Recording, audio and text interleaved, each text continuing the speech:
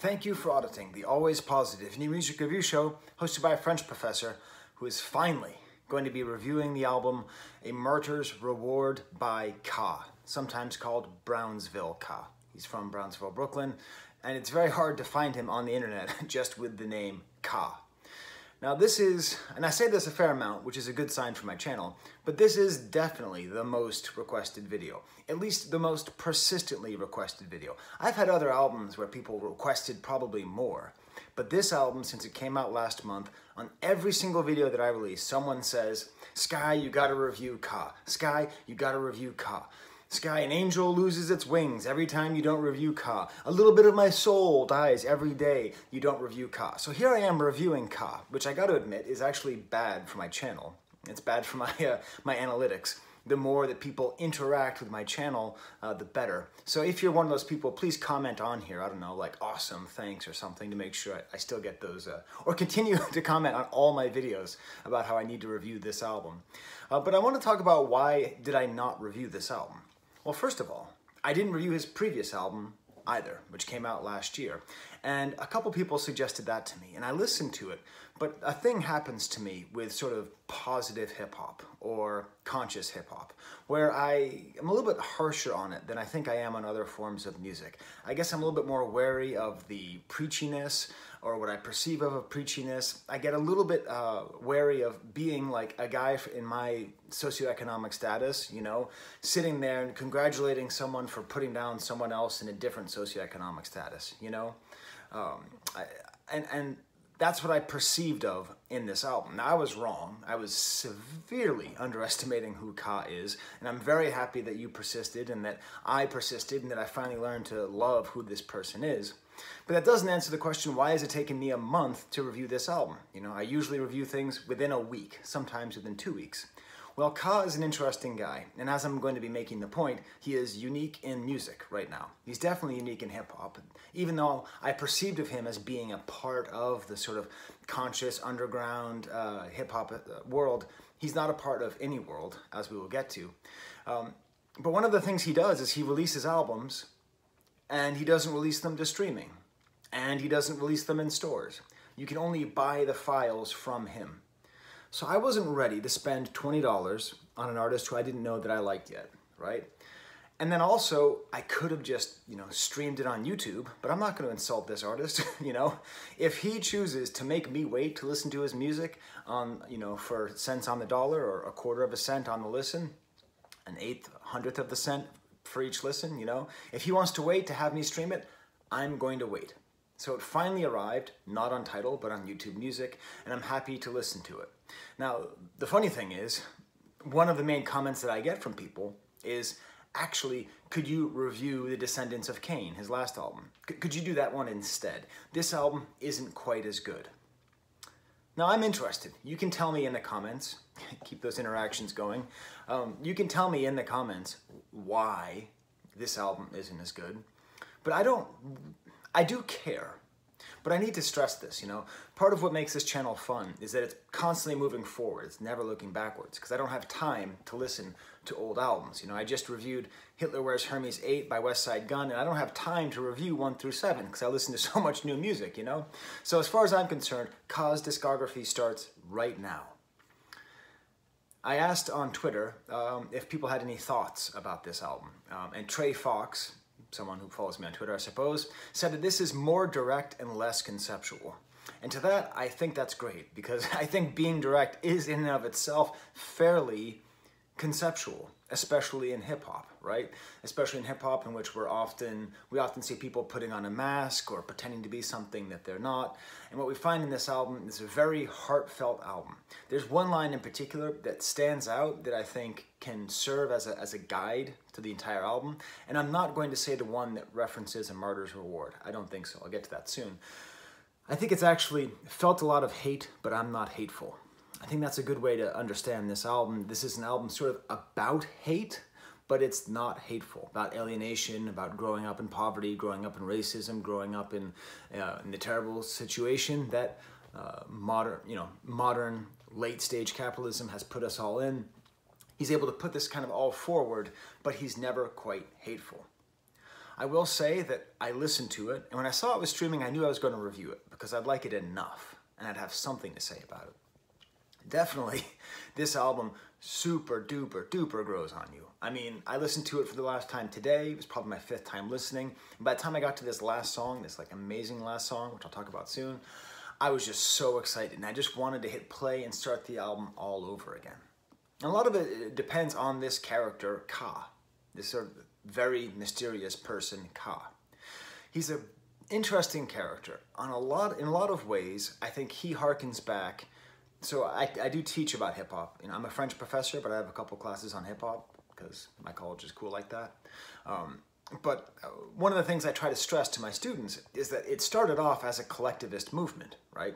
It started off as a way to sort of reflect the reality of poverty in African-American communities, primarily, you know, in New York, and as a way to try to lift everybody up. But as time went on, and as the movement got co-opted by capitalist forces, by frankly predatory white industrialists, okay, as it got capitalized, the collective disappeared, and it became much more of an individualistic enterprise, and that's where the sort of the we became replaced by the I, right? That's the way I say it. And he is very consciously trying to go back to a sort of more collectivist state of hip-hop. But I say that, and if I was watching this review, had never heard him, I'd go, oh, I mean, I agree with it, but I don't want to listen to it, okay? I don't want to listen to someone like looking down, you're talking about flossing, but what about starting an after-school program? Like, it's not like that. It's not actually, it's so heady. It's like, so, it's on such a high level, the way this guy raps, the way he forms his thoughts, the way he presents his thoughts, that it doesn't actually feel preachy. At times, he does come across as something of like a scared straight character, like a guy who would come into your high school and like talk to you about like how he grew up and how he was, you know, seduced by the dark side, but ended up overcoming it and becoming sort of a force for good in his neighborhood, in his community, in the culture. And I think a lot of it is tied in, and what makes Ka so unique is, I guess, the source of his biggest moment of fame. You know, he's an underground rapper, you know, he's not a household name, but probably his greatest, he made the cover of a major newspaper. He made the cover of the New York Post, okay? That piece of garbage newspaper owned by the people who own the Wall Street Journal, never forget.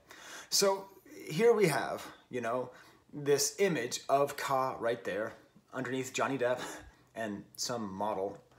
Meet the golfer girls. I don't know what that means. And we have FDNY Captain moonlights as anti-cop rapper. A lot of rappers have interesting biographies. I don't think very many of them have as interesting biographies as being a full-time firefighter, and not just a firefighter, but a captain in the firefighting force. This is very important for understanding who he is and why he's important to study and why he's important to listen to. I found a quote with him where he talks about this. I'm living 2 lives, man. I'm trying to be who I am in the day, then trying to feed my soul at night with being the artist that I want to be. So what does that make him? Why does that make him so different than other rappers? Well, he is like truly a middle-class rapper, a working middle class, you know? And so we might be tempted to think about, you know, I'm tempted to make comparisons to fictional characters, you know, like Charles S. Dutton in Rock, or like, I don't know, the dad in Family Matters, something Winslow. But actually, I don't think that's a good comparison. The best comparison I think you could make to why Ka is so special has to do with somebody who's in the frame right now. Someone who's in the frame for almost all of my videos. This guy. This guy. Franz Kafka. The cockroach guy, you might be thinking to yourself. Why am I comparing him to Kafka? It's not so much thematically that they're the same, although there are some similarities in terms of describing modern alienation and doing a good job of it. But it's more the fact, and just so you know, on Patreon, if you're one of my Patreons, I'm going to be doing a full history of that poster soon. A lot of people have been asking me, so I'm going to be giving a full history of that later today. But what is it that makes Kafka so special? It's not just that he created the sense of something being Kafkaesque and his great works about nature of alienation and power systems and all that. It's that he was middle class. The dude never was famous for writing. He worked at an insurance company his entire life. And he would go home and he would write. And his books, even this book, were never published while he was alive. So I think he's something of a hero. At least he's a hero to me. Somebody who managed to have just a life. And who managed to become an artist and be an artist, not because that was his goal, to be a famous writer and to be on the circuits and lauded in all the great courts of the land, but just because he had to write, he had to express himself. And I think that's what we have here with Ka. We have somebody who, there's like one feature on this entire album. I've never heard of him feature with anybody else. I don't get the sense that he's running around in a circle with other underground rappers, like he's all hanging around and they're creating a little circuit and he's on Instagram or he's on Reddit or he's on Twitter and he's trying to like network with all of his friends. I get the sense he's a guy who legitimately goes into the firehouse, does whatever firefighters do, and then goes home and makes his music. Of course, he has to call his collaborators. Who's his collaborators? Nobody. It's him. It's just him. He writes all the beats. I'm telling you, this comparison to Ka-fka, I think, really works because he's making something beautiful, making something meaningful, human, while living through the reality of the difficulty of living a middle-class life, the inhumanity, right? The inhumanity of having to be in a bureaucratic system and being crushed by your superiors and having to constantly answer for every single thing you do, every single second that you're awake. And here he is, he goes home and he makes art. He self-produces it. And this way, I think we could think of him as something actually of an outsider artist, like any other outsider artist, who like just makes music but isn't part of the music industry. We could also, I suppose, imagine him as something like a hermit, but he's not really a hermit, right? Because he lives his entire life fighting fires and shaking hands and cleaning his fire truck or whatever it is that firefighters do, I don't know. And I think when I talk about hip-hop, and I talk about hip-hop a lot on this channel, it's not the only thing I talk about, but as I always say, it's not my fault the culture is so good and so strong. But this is part of the glory of hip-hop, is the amount of people it gives voice to. We're seeing this expand and expand and expand, right? The number of people who can do what hip-hop is designed to do, which is be a voice for the voiceless, be a mirror to society back to itself, can extend even to somebody who is just a firefighter from Brooklyn, okay? This is like if that dude from the King of Queens also made amazing rock music, okay? Now, stylistically, this took a while for me to get into, partly because it's self-produced, and I don't think that he's some genius producer. It seems to me that most of his production is just serving his words, which works. I will tell you this. Do not listen to this album on your speakers, on your little tiny laptop speakers. Get some headphones. Get this dude's voice into your head. He's got this smoky voice, raspy, he often doubles it up, and need it to be like in your head as he's delivering these ridiculous lines. Like truly, a lot of this album is over my head. And I'm gonna say something kind of arrogant. I'm a really smart guy, okay? So, I just have to recognize, and it's not over my head the way that like crack raps are over my head because like I don't know the details of selling fish scale or whatever the hell it is, It's like it's over my head just because his wordplay is so good and I've only had, 3 or 4 days thinking about this album. It's gonna take me a while to process it all. As a matter of fact, if you're one of those people who's watching this, who's been bugging me to review this, tell me where I'm wrong. Or even better, tell me something that I missed, okay? Because I'm going to miss something because he's operating at that level. And not a lot of musicians operate at that level. So he has this kind of smoky voice that goes along with kind of a smoky atmospheric like sound bed, Often they're loops that sound like they're not quite started or they haven't quite finished. They'll be sort of like an organ or maybe a guitar, just a very, very sparse, usually with some kind of quote at the end and just filled with all of this great wordplay. So let me give you an example. Okay, for every album I review, I give you homework and a song to listen to understand his style, and I'm going to give you I Notice up there. So follow the link and watch that. Please come back, but if you don't, it's okay. The other day, someone clicked on something and they put in the comments, I never came back to your video because it was so good. That's good. I'm here for the artists. I Notice, okay? This has one of the most developed beats. That's one reason I like it.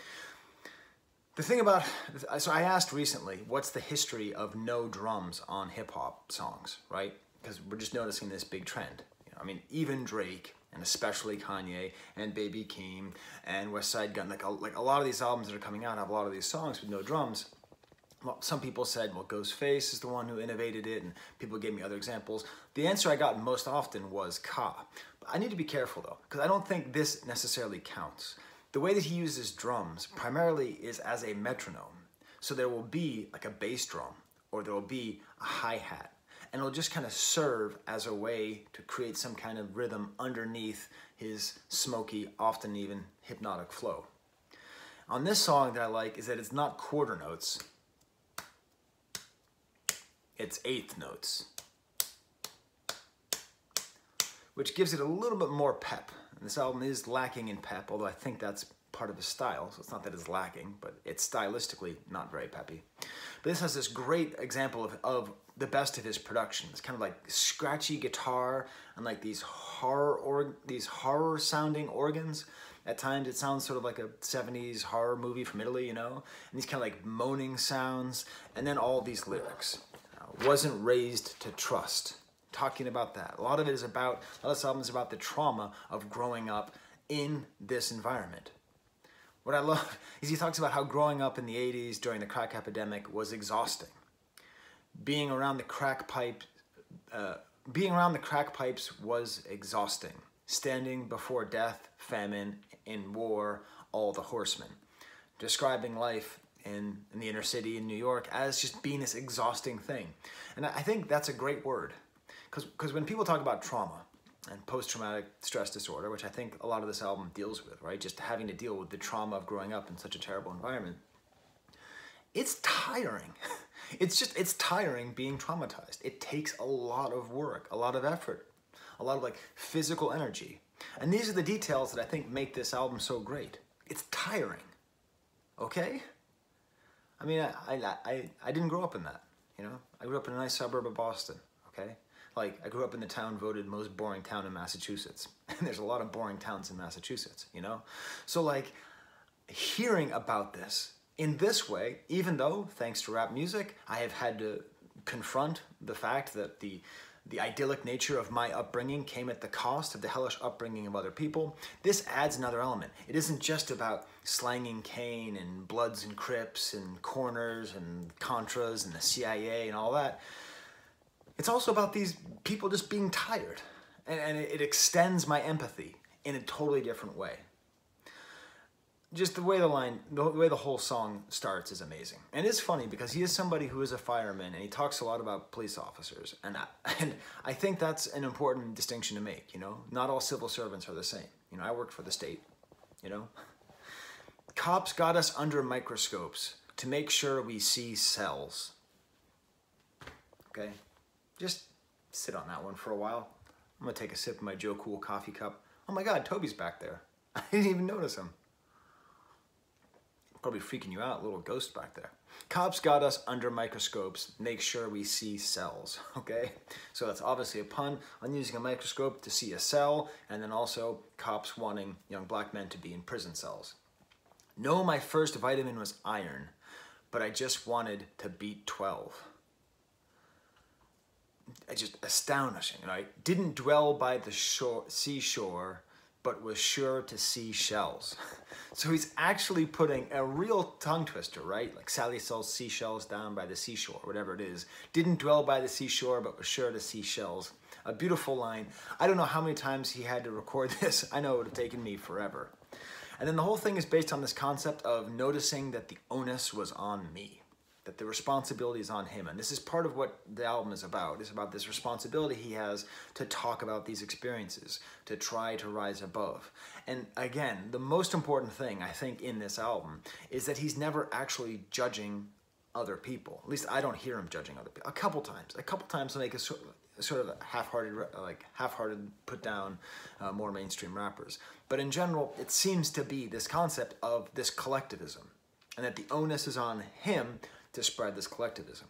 It closes with a quote from Nina Simone, as most songs on this album close with a quote about artists who are engaged are less happy. Like politically engaged artists are less happy.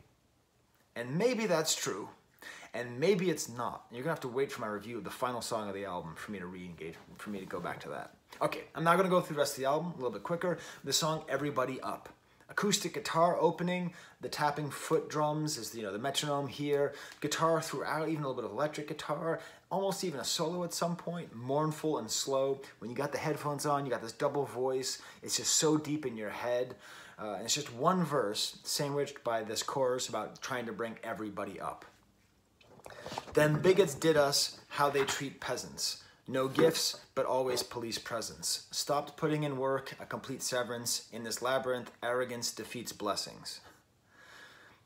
Just the amount of lines on this album, and presumably this is what the rest of his catalog is like. Please tell me your other favorite Ka lines in the comments. God damn, I'm asking for a lot of engagement, subscribing and bells and crap, okay?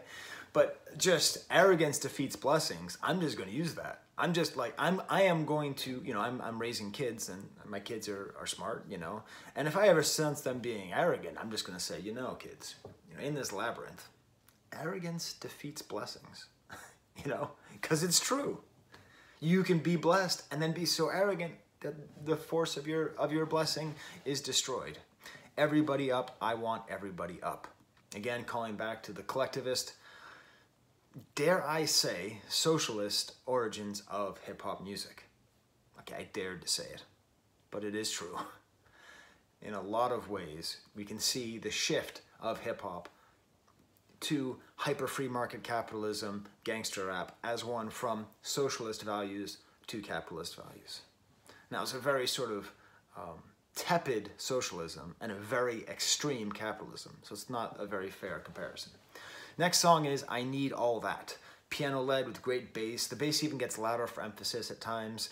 A hi-hat, this time is the drums, just on the quarter notes, the metronome. It's these kind of production, like the bass getting subtly louder, that makes me think probably the album is better produced than I think, but how do you even hear the album? Like, how do you hear the music when his lyrics are so strong and just keep you thinking? And this is a whole song. Okay, so I just reviewed West Side Gun, and on that, Mock Hami has this whole chorus where he talks about how Elvis stole his flow from Little Walter, and the Rolling Stones stole their flow from Muddy Waters. And that's a very interesting line, a very cool thought. The sentence, I need all that. If I told you there's a hip-hop song called I Need All That, you'd think, oh, he needs all the Cartiers, and he needs all the Lambos, and he needs all the, whatever, Balenciagas and all that. This is the opposite. This is saying, actually, it's a militant song about taking back everything that the white culture that has stolen from black culture, right? I want back everything they took. My culture, my music, my look. They rook how we greet, how we speak, how we cook. I want back everything they stole. My braids, my waves, my gold, my chants, my dance, my stance, my soul. I want everything they claimed. My glory, my story, my reign, my divas, my Jesus, my credence, my name. I want everything back they scammed. My rights, my spice, my land, my hide, my pride, my tribe, my fam. I can't fall back. I need all of that. Militant hip-hop is making a slight rise back, okay, after being just completely crushed by sort of crack capitalism. But a chorus like this is just, you can't get better than that. It's simple, right? So he's a guy who can do all this fancy wordplay and all that, but there's nothing fancy about this. This is just a simple list of the things that have been taken from African American culture by the dominant, primarily white culture. Taken and exploited, right? And he wants it back. It's great, and it's incriminating, and it's devastating, And it sort of makes me uncomfortable to even do this video. Sometimes people call me a culture vulture, and I don't fight against it, The thing is, I'm not trying to make hip-hop. I'm trying to be an academic who talks about hip-hop. And academia is my field. Like, that is my world, So I figure it's my job to talk about interesting art, the best art that there is. And as I've already said in this video, it's not my fault that hip-hop is the greatest art on planet Earth. It's not my fault. Next song, Peace, Peace, Peace. A little bit more relaxing here, relaxed sounds. There's like a female singer in the back. Kind of sad chorus. Here's a little bit more example of the sort of wordplay. When every move's an L, it's a bad night. Raged, 'cause raised in a cave like stalagmite. I'd like to give him credit for knowing the difference between stalagmite and stalactite, okay? You know, stalactites come from the ceiling. You can know because they have to hold on tight to the ceiling. Stalagmites grow up.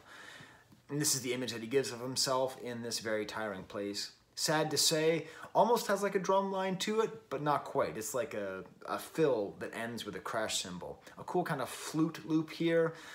He talks about being a host, which is interesting because when you're a host in a parasitic relationship, the host is both the thing that is doing the sucking and the thing that is sucked.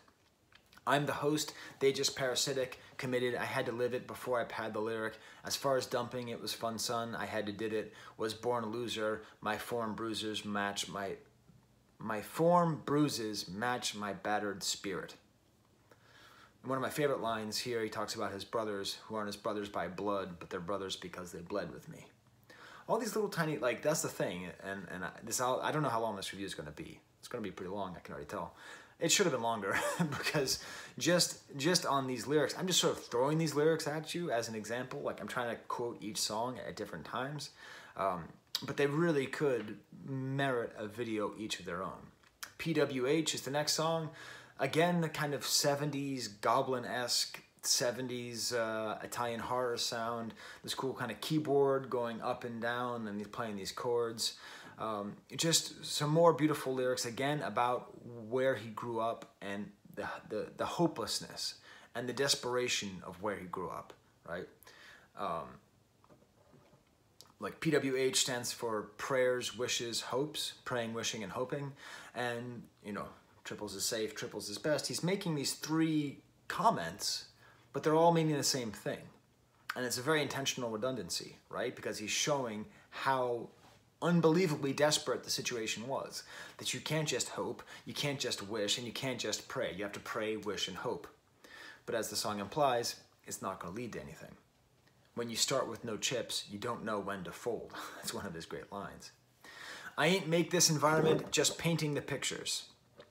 Going back to one of hip-hop's original things is to reflect the reality, right? Chuck D called it Black CNN. Here I think we could say, you know, it's a landscape painter. If you ain't spreading love, you're painting with sickness. This song segues beautifully directly into I Notice, which I already discussed, and then we get to the song Like Me. And this is where I have to say, at this point of the album, I was a little bit tired. So there is a problem with the excellence of this album, which is it's very dense, okay? So I was a little bit tired of the minimalism of the beat. I mean, the drums are sort of there, like these kind of like two chord synthesizers going back and forth. I don't hate it, right? I actually like it quite a bit. But it is true that like the first couple times I listened, it felt like a little bit of a chore when I got to this song. I propose a toast to those who did the most to bring home the groceries. For papes, a couple greats never left the States till still died overseas. Except for blacks, to get bread, had to pump a nickel. Okay, I just said I didn't like this song that much, but that's like my favorite wordplay on the whole album, so what the hell do I know? What do I even talk? So this idea, to get bread, you had to pump a nickel, right? So it's playing on the word pumpernickel, which I was told as a kid was named by Napoleon, because his horse was named Nickel, and Napoleon ate some pumpernickel bread and didn't like it, so he said it was apples for nickel, pumpernickel. That's not true. The true origin of pumpernickel, this is true, you can look it up, I have a dictionary of etymology over there where I learned this, comes from German, and a nickel is like a little goblin that lives in the ground. Pumpe means fart. Pumpernickel literally means fart goblins. Look it up, it's true. But in this case, he's not talking about fart goblins, he's talking about the difficulty to get bread, they had to pump a nickel, meaning they had to actually pump everything they could out of a nickel. Again, the whole sense, the same thing we got in PWH, we have here, this tiredness, the amount of effort that is needed. you know? Because so much of hip hop is about either things being impossible or things kind of being easy. Like, I'm so good and I can't believe I made it and it's so great. But here we have like the amazing difficulty it takes just to get to subsistence. That's sort of the theme of this album. A cool like guitar line at the end then leaves into We Live In / Martyr with Navy Blue, the only guest appearance on here. Cool kind of guitar bending upbeat. I like this guy's verse. I like hearing someone else's voice on here at least once. A little bit of a softer voice. A little bit about military and patriotism. Up here somebody polluting my salute, nice to the flag, till they get to the dreaded heathens, can't pledge allegiance, slave wealth, built the grave wealth, there's no better grievance, now the order to abort us instead of feed us. But if they bomb, watch and conflict, how quick they need us. So it's a lot about this controversy, about not standing for the Pledge of Allegiance, not standing for the national anthem, and about how African-American bodies were used to build American wealth and are used to protect American interests overseas. What's cool here is how this, like, there's a beat switch, but it kind of continues a little bit with this guitar. And there's a chance that the verse on Martyr, the second part of the song, might be the best verse on the album. But I'm not going to quote it. I'm not going to quote it. It's too good. I think it needs to be all in context. So here's my second piece of homework. Listen to the second part of the song, go on Lyric Genius, and just read the lyrics and listen to the song. Next song is called Subtle. Again, kind of metronome of these incidental drums in the back, very cool woozy horns. And this is one of the songs on this album a little bit where it's sort of like almost like an interlude, because there's just like one verse on here. And this is what I'm talking about. Like, I don't get this song. And it's not that there's nothing to get. I just don't fully get it. It's truly subtle. I mean, he keeps saying, like, you know, he has like, it's hard to show compassion in misery, which is another beautiful line that I might end up saying to my kids, right? So I'm sorry that my nose itches. I know it drives people crazy, but I don't edit my videos. I am buying a microphone though. So for those of you who say I'm too quiet, I'm working on it. But my nose is itching. Okay, I'm gonna stop now. Hey, you at home, you can itch your nose too. You know, like, so this whole idea of it's hard to show compassion in misery is another one of these great lines, right? Much like arrogance defeating blessings, right? And like, there's this other great line, like, not being a bigot is big of me, and like, very rich bass going on here, but like, there's somebody talking to him who tells him this is why they love you, but he rarely finishes it and says this is why they love you, and then it gets cut off. And I feel like there's something else really deep and very interesting happening here, but I'm just not smart enough to figure it out. Maybe you can help me, maybe not. Maybe this will just be a mystery I'm gonna have to keep unfolding. Subtle. It is subtle. This whole album is subtle. Next song, With All My Heart, he actually kind of sings in the beginning. Nice kind of break up, but then it goes right into more dark atmospheric sounds. No drums at all. And then he actually like talks about his life as a firefighter. And I think this is interesting, right? I think apparently he was trying to keep it a secret. Like, he was trying to keep his two lives separate, you know? Like, he didn't want to tell his fellow firefighters he was a rapper. He didn't want to tell his rappers he was a firefighter, right? Most rappers, if they had a biography that interesting, would be putting that in everywhere, every single second, right? Though my rank capped at captain, I did it admirably. 'Cause of my race took hits from the start, it never staggered me. I knew I was black back then, so at 10 I had tenacity. No tracks are vacuous, my pact is to do it masterfully. All right, just, you hear the resonance and the craft that he has in the lines. When the planes crashed, Ka did his task in the catastrophe. I dug and I held when them towers fell. How dare you try to hassle me? So as we live in this 9/11 world, right? 20 years, last month, right? You know, he was there. He was serving in 9/11. He was one of the firefighters who, by chance, I suppose, didn't die in the towers, because like all the firefighters were sent there and all of them raised a call, and this shows their nobility and their sacrifice and all that. So I go back to the New York Post, you know, no journal, no newspaper has made more hay off of what 9/11 means. But what, you know, like, but what about this guy? What about this guy who questions police brutality? What about this guy who questions the conditions under which he lives in? who questions the Pledge of Allegiance, who questions the history of slavery. Is he a hero too? Can he be a hero, New York Post? Or is only some other guys heroes who served on 9/11, right? What's the difference between those guys that you like and this guy that you don't? God damn, there's some. What is it? Is it just race? Maybe. Is it just political stance? Maybe. Militism, being militant, not being compliant? I don't know. But it's part of what makes Ka such a beautiful character, such an amazing, interesting person, is that he is literally the definition of a right-wing hero. You cannot be more of a right-wing hero than a 9/11 firefighter, okay? Like, you couldn't possibly be. But at the same time, this is coming right after where he's acknowledging systematic racism. He's actually giving a lecture on critical race theory while helping the people get out of 9/11 and serving Ground Zero. So deal with that cognitive dissonance, you jackals. Okay, enough praise / recovering.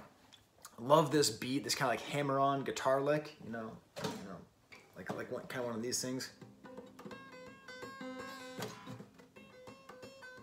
Kind of like a hammering sound like that. Sounds at the beginning of a loop, almost a drum line starting. And kind of talking about like how he's had enough praise, which is funny because I don't think he's recognized enough. Again, talking about growing up in the ghetto, how difficult it is, and then that leads to the song Recovering. And it's one of the themes of this album about his survivor's remorse, and he says that, Also, just there's two words that show, I think, his capacity with language and his wordplay. He refers to sus justice. So, that's, using modern parlance, sus being suspicious, something you can't trust, and justice. So again, he's going on about police brutality and systematic abuse of power by the police force against people of color, right? But he's able to say that all with this sus justice, just like, again, I mean, that's, is rap poetry? Would you get the hell out of here? I mean, rap is way more interesting than poetry. I mean, yes, rap is poetry, but poetry is not rap. I don't think poetry is nearly as effective at communicating emotion, feeling in an effective way as rap is. And just sus justice. Just say that. You're at home, okay? You've already scratched your nose. You just say sus justice. I'm going to do a Dora the Explorer and wait for you to say it at home. Can you say sus justice? That's right. Swipe or no swiping. Okay? It's just an example of his wordplay and his ability to put words together. So this whole thing about recovering, firefight, jail time, risk grave, had brothers run in the blaze for me, others risked the grave for me, some ain't mine sitting in the cage for me, most never got booked, took a page from me, follow my lead, change ways for me, had wise advisors block shade for me, no, I do a show, they rush the stage for me, it's wild, crave accolades, that's enough praise for me. That's from the first half of the song, but still it's all tied into this basic idea of these people who have fought for him, and as he gets into this other mode of recovery, he's just going so hard, and you really get the feeling, these wounds, this trauma that he's feeling, he just keeps on saying over and over again about how he's recovering and how he's still healing. The next song is called Be Grateful, a little bit more of a beat, starts with a kind of 70s keyboard, then almost a drum line, again, so close to having an actual drum line. And this is about gratitude. And if you don't know this, I'm an old man and you're probably younger than me. The only key to happiness, besides keeping your hair out of your face, the only key to happiness is gratitude. That's it. There is no other key. If you aren't grateful for what you have, no matter what you have, you will never be happy. So if you have everything and you're not grateful, you have nothing. If you have nothing and you're grateful, you have everything. That's just the way life is. And that's what he's telling us, okay? It's complicated, those incarcerated, keep your health in prison, still here to churn and earn, but learn the only wealth is living. That's the only wealth. So is Ka the richest rapper alive? I understand that Kanye is a billionaire, and Dre is a billionaire, and Jay-Z is a billionaire. But Ka is the richest rapper alive. If he can actually feel this, okay? If this is true, if this is actually how he feels, then he is probably the happiest rapper alive. Just a guy, a little bit older than me, actually, it turns out. Happy, middle-aged guy, probably with a pension. His hair is probably not on his face. I think he has a shaved head. You know, just trying to spread message despite his inability, you know, despite his limited ability to affect change. He has his job, he has his hobby, he has his life, he has gratitude. He has everything. Leading into the next song, Having Nothing. That was not an intentional segue. I'm proud of it though. This is that song that is so good, it takes the album, which was already very good, and makes sure that as an album, as a collection of songs, not just a collection of words, that the album is great. And I understand this is his worst album, whatever you're going to say, Ka-fanatics. If this is his worst album, sign me up for whatever albums came before. Because this song, stylistically, is this great tiny jump. It's like an oboe sample that just goes high and holds.